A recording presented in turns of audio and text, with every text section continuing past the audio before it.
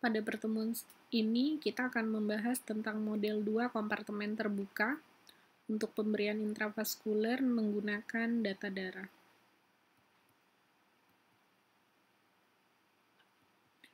Pada pertemuan sebelumnya, kalian pasti sudah belajar tentang model kompartemen pertama. Kira-kira apa sih perbedaan model kompartemen 1 dan 2 pada pemberian intravaskuler menggunakan data darah? Coba kita lihat kurva kadar obat dalam darah terhadap waktu setelah pemberian intravaskuler pada gambar berikut. Gambar pertama merupakan kurva kadar obat dalam darah terhadap waktu setelah pemberian intravaskuler pada model kompartemen pertama. Sedangkan gambar kedua merupakan kurva kadar obat dalam darah terhadap waktu setelah pemberian intravaskuler dengan model 2 kompartemen.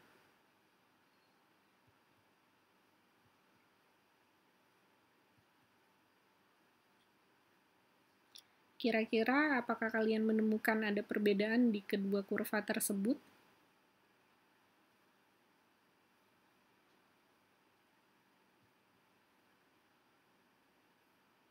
Ya, perbedaannya adalah adanya fase distribusi yang terlihat pada kurva di model 2 kompartemen yang tidak terlihat pada kurva di model 1 kompartemen.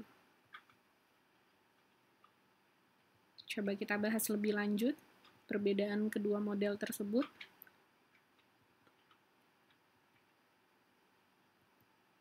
Pada model 1 kompartemen, obat menganggap tubuh seperti satu ruang yang sama, di mana obat secara cepat terdistribusi ke semua jaringan, sehingga hanya ada satu kompartemen, yaitu kompartemen sentral.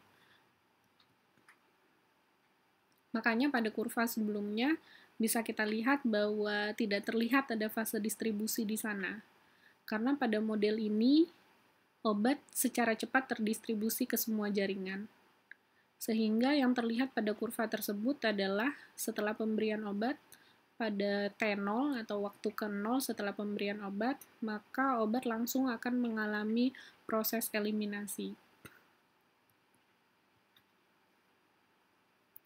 Sedangkan pada model 2 kompartemen, obat menganggap tubuh menjadi dua bagian atau dua kompartemen, yaitu yang pertama adalah kompartemen sentral, di mana kompartemen sentral ini terdiri dari organ-organ yang memiliki perfusi darah yang cepat. Contohnya adalah organ hati dan organ ginjal.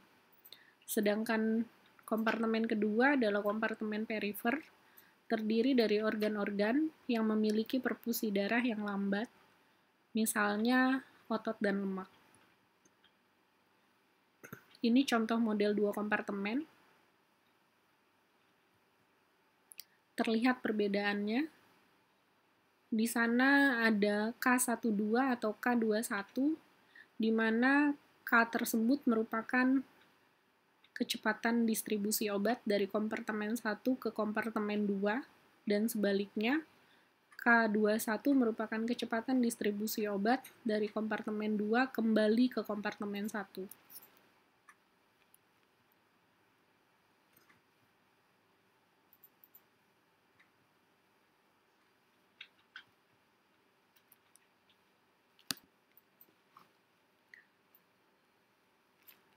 Sehingga dapat kita lihat perbedaan jelas dari kedua model tersebut, di mana pada model 2 kompartemen intravaskuler menggunakan data darah mengasumsikan bahwa obat tereliminasi secara eksklusif dari kompartemen sentral, sama seperti pada model 1 kompartemen, tetapi pada model 2 kompartemen terdapat proses distribusi dari kompartemen sentral ke kompartemen perifer dan sebaliknya.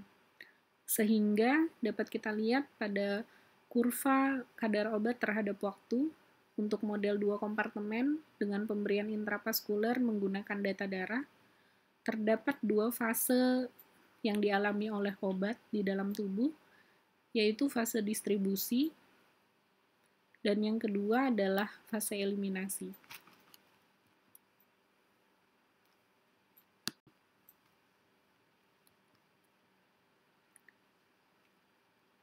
Melalui model 2 kompartemen, dapat kita rumuskan persamaan matematika yang lazim digunakan untuk menerangkan perubahan kadar obat di dalam darah, yaitu kompartemen sentral terhadap waktu, untuk obat yang mengikuti model kompartemen 2 dengan pemberian intravaskular bolus menggunakan data darah, yaitu CP atau kadar obat dalam darah sama dengan A dikali eksponen min alfa dikali waktu ditambah B dikali eksponen pangkat min beta dikali waktu, di mana nilai A, B, alfa, dan beta diperoleh dari metode residual antara kadar obat di dalam darah terhadap waktu. Metode residual sama seperti metode pada sebelumnya yang kalian pelajari di model 1 kompartemen.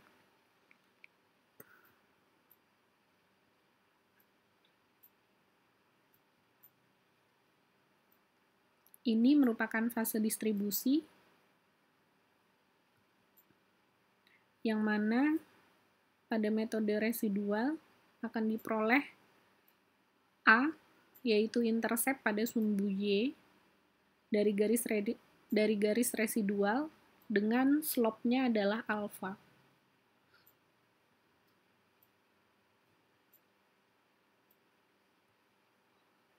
Selanjutnya, pada fase eliminasi,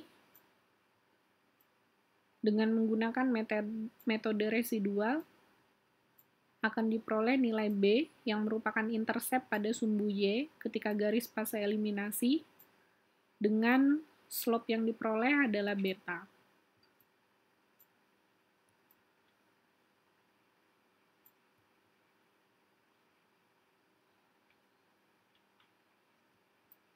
Sehingga diperolehlah persamaan yang sebelumnya saya jelaskan, di mana nilai A dikali eksponen pangkat min alfa dikali waktu menggambarkan kadar obat dalam darah pada fase distribusi, dan nilai B dikali eksponen pangkat min beta dikali waktu menggambarkan kadar obat di dalam darah pada fase eliminasi.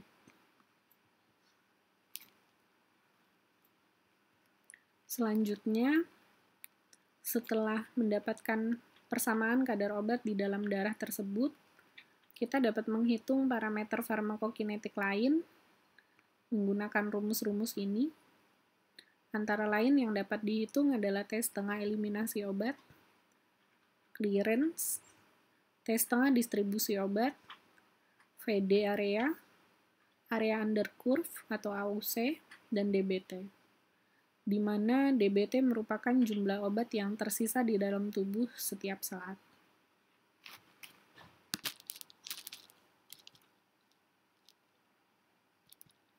Supaya lebih paham, saya berikan satu contoh soal perhitungan farmakokinetik kepada kalian. Ini soalnya.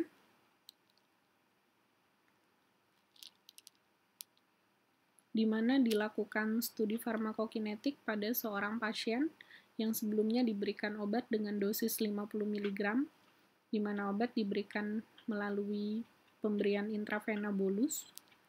Sampel darah orang tersebut diambil secara periodik, dan kemudian kadar obat di dalam darah dianalisis menggunakan metode tertentu, hingga diperoleh tabel di bawah, yaitu contohnya pada waktu 0,25 jam setelah pemberian obat dengan intravena bolus, diketahui atau dianalisis bahwa kadar obat di dalam darah yang terkandung adalah 130 mg per liter. Dan seterusnya, sampai pada waktu 14 jam setelah pemberian obat secara intravena bolus, ternyata kadar obat yang tersisa di dalam darah hanya 2,3 mg per liter. Dari kasus yang ada, kita ketahui bahwa dosis intravena atau dosis obat yang diberikan secara intravena adalah 50 mg untuk orang tersebut.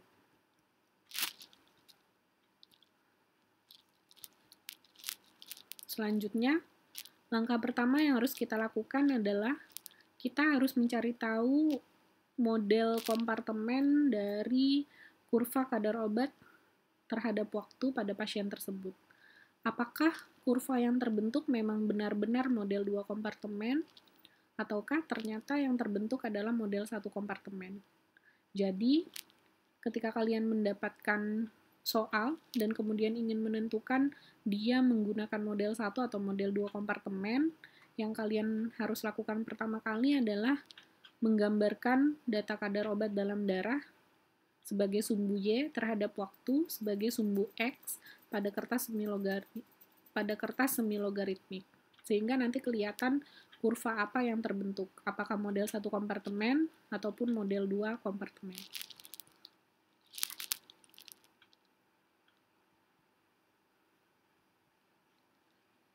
Berikut kurva kadar obat dalam darah terhadap waktu. Bisa terlihat di sana.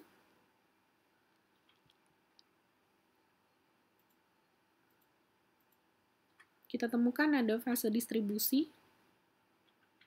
di 4 titik teratas, yaitu pada waktu 0,25 hingga waktu 1,5 jam setelah pemberian obat. Dan kita lihat ada titik-titik terminal di 5 titik terakhir, yaitu dari 3 jam setelah pemberian obat hingga 14 jam setelah pemberian obat yang merupakan fase eliminasi. Sehingga dari kurva tersebut kita peroleh bahwa memang kurva yang ada menunjukkan obat tersebut merupakan model 2 kompartemen karena melibatkan 2 fase, yaitu fase distribusi dan fase eliminasi.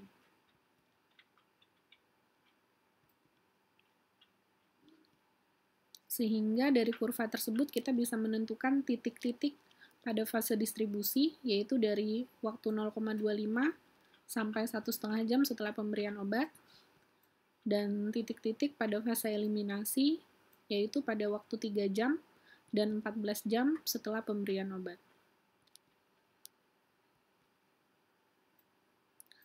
Selanjutnya, angka kedua, dari fase terminal atau fase eliminasi, kita ambil beberapa titik koordinat yang mewakili fase tersebut. Seperti yang kita ketahui tadi, yaitu pada waktu 3 jam hingga 14 jam setelah pemberian obat.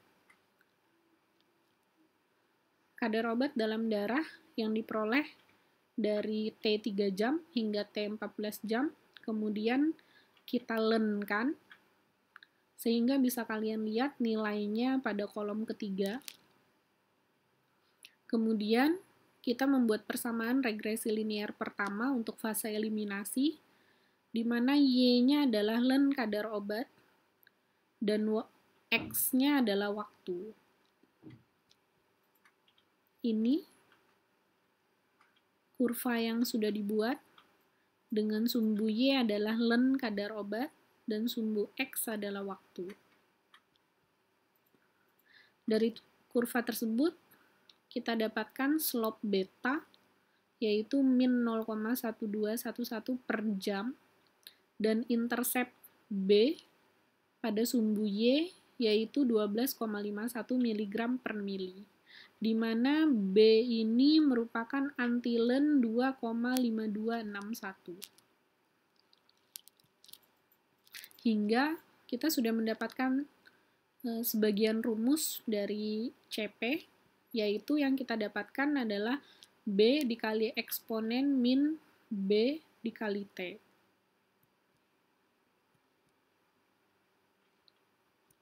Sehingga diperoleh persamaan farmakokinetika yang menerangkan proses eliminasi obat, yaitu CS sama dengan 12,51 yang merupakan B dikali eksponen pangkat min 0,1211 yang merupakan beta dikali waktu.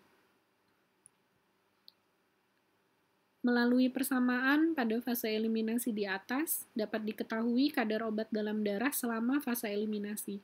Misalnya, kita ingin mengetahui berapa sih kadar obat dalam darah setelah pemberian 8 jam obat tersebut, tinggal kita masukkan T 8 jam ke dalam rumus di atas. Hingga diperoleh kadar obat dalam darah setelah pemberian 8 jam obat tersebut, yaitu 4,75 mg per liter. Selanjutnya, kita bisa menghitung parameter farmakokinetik, yaitu waktu paruh eliminasi atau T setengah eliminasi. T setengah eliminasi, kita ketahui sebelumnya, rumusnya adalah 0,693 dibagi slope beta, sehingga setelah kita masukkan nilai-nilai yang sudah kita peroleh sebelumnya, didapatkan T setengah eliminasi dari obat tersebut adalah 5,72 jam. Yang artinya pada waktu 5,72 jam, obat akan tereliminasi sejumlah separohnya dari kadar semula. Kita masuk ke langkah selanjutnya, langkah ketiga, yaitu kita masukkan tiap unsur waktu mulai dari T 0,25 jam hingga T 1,5 jam pada persamaan regresi fase eliminasi yang kita peroleh sebelumnya, sehingga nanti kita dapatkan kadar ekstrapolasi pada tiap-tiap waktu, yaitu khususnya pada fase distribusi. Ini contoh perhitungan untuk kadar ekstrapolasi. Saya ambil contoh, kita akan menghitung kadar ekstrapolasi pada T 0,25 jam, sehingga tinggal kita masukkan T-nya, yaitu 0,25. Maka diperoleh kadar ekstrapolasi pada waktu 0,25 jam, yaitu 12,14 mg per liter. Ini kita hitung semua kadar ekstrapolasi dari waktu T 0,25 jam hingga 1,5 jam, yaitu waktu-waktu pada fase distribusi. Selanjutnya,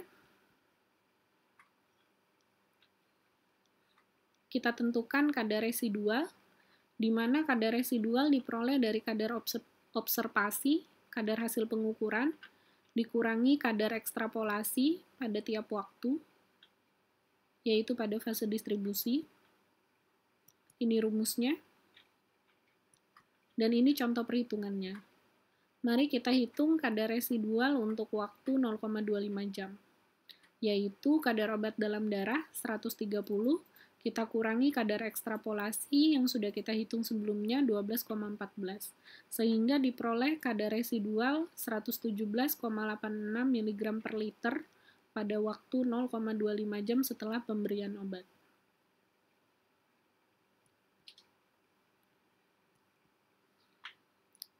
Selanjutnya, kita akan membuat persamaan regresi kedua, yang mana persamaan regresi ini akan menggambarkan kadar obat di dalam darah pada fase distribusi, di mana persamaan regresi kedua ini kita peroleh dengan membuat kurva antara waktu untuk sumbu X versus len kadar residual untuk sumbu Y pada fase distribusi. Dengan nantinya kita akan mencoba-coba dari 4 titik ini, minimal digunakan 3 titik, nanti boleh 4 titik, kita coba-coba hingga diperoleh koefisien korelasi yang paling tinggi, atau nilai R yang paling mendekati 1. Jadi, setelah dapat kadar residual tadi, kemudian setiap nilai kadar residual kita lenkan. Baru kita buat kurva kadar obat dalam darah, kurva len kadar residual dalam darah terhadap waktu. Ini, saya sudah mencoba 4 titik tadi, memasukkan titik len kadar residual dari T 0,25 hingga 1,5, nilai R-nya kurang dari 0,9956, kemudian saya coba lagi dengan mengurangi 1 titik, sehingga hanya mengambil 3 titik teratas saja, yaitu 0,25 jam sampai 1 jam, di mana setelah itu kita dapatkan R yang paling tinggi, yaitu 0,9956. Dan ini juga R yang paling bagus, karena untuk membentuk persamaan regresi minimal kita harus ada 3 titik. Jadi kalau kurang dari 3 titik itu tidak boleh. Nah, jadi yang kita ambil adalah 3 titik teratas.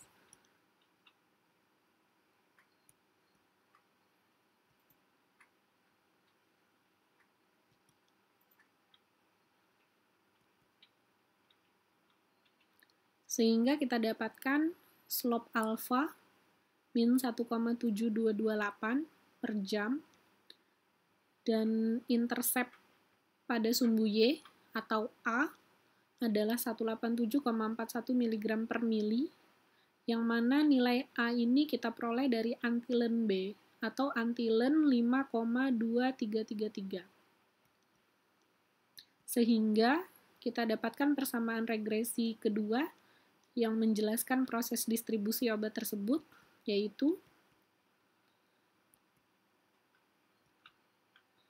CS sama dengan 187,41 dikali eksponen pangkat min 1,7228 dikali waktu. Sama seperti sebelumnya, melalui persamaan fase distribusi tersebut, kita bisa ketahui kadar obat dalam darah selama fase distribusi. Misalnya, kita ingin tahu berapa sih kadar obat dalam darah setelah pemberian 0,75 jam. Tinggal kita masukkan waktu 0,75 jam ke dalam T pada persamaan fase distribusi, hingga didapatkan kadar obat dalam darah setelah pemberian 0,75 jam adalah 51,48 mg per liter.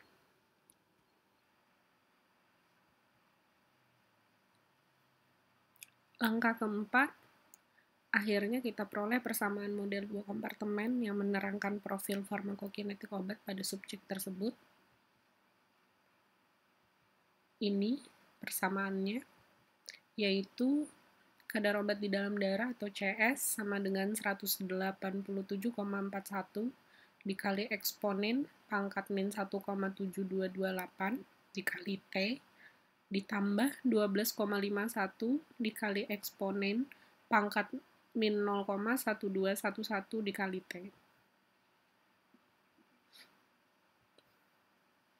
Selanjutnya, setelah mendapatkan persamaan farmakokinetik model 2 kompartemen untuk obat tersebut, kita bisa menghitung parameter-parameter farmakokinetika dari obat tersebut. Yang pertama, AUC. Rumusnya adalah A dibagi alfa ditambah B dibagi beta. Tinggal kita masukkan nilainya sesuai yang ada di persamaan sebelumnya, hingga diperoleh AUC-nya adalah 212,09 mg jam per liter. Untuk parameter farmakokinetika kedua yang kita hitung adalah clearance. Rumusnya adalah dosis intravena dibagi AUC. Dosis intravenanya sudah kita ketahui pada soal sebelumnya, yaitu 50 mg. Sedangkan AUC-nya kita peroleh dari nilai AUC yang sudah kita hitung sebelumnya. Sehingga clearance-nya kita dapatkan 0,23 liter per jam.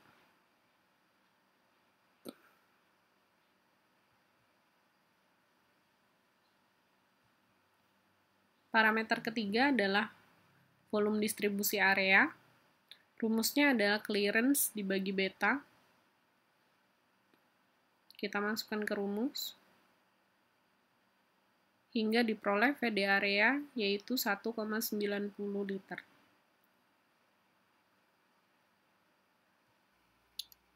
Parameter selanjutnya yang dapat kita hitung yaitu DBT. DBT merupakan jumlah obat yang terlarut dalam darah per satuan waktu. Rumusnya adalah volume distribusi area dikali CT atau kadar obat dalam darah per satuan waktu. Misalnya, kita akan menghitung jumlah obat dalam darah pada waktu 0,25 jam setelah waktu pemberian obat. Langsung kita masukkan ke rumus nilai VD area dan konsentrasi obat dalam darah pada waktu tersebut. Dan kita peroleh bahwa jumlah obat dalam darah pada waktu 0,25 jam setelah pemberian obat adalah 247 mg. Sekian, terima kasih atas perhatiannya.